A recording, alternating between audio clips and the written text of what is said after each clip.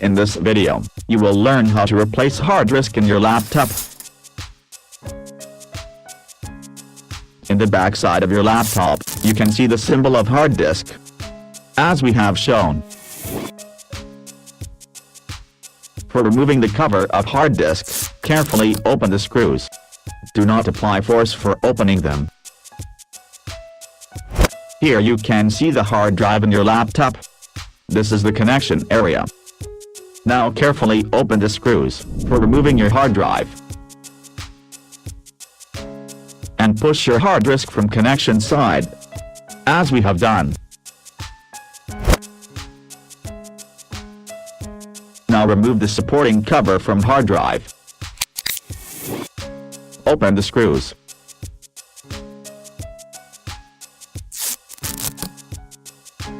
And replace your laptop hard drive. Put your new hard disk in supporting cover, as we have shown.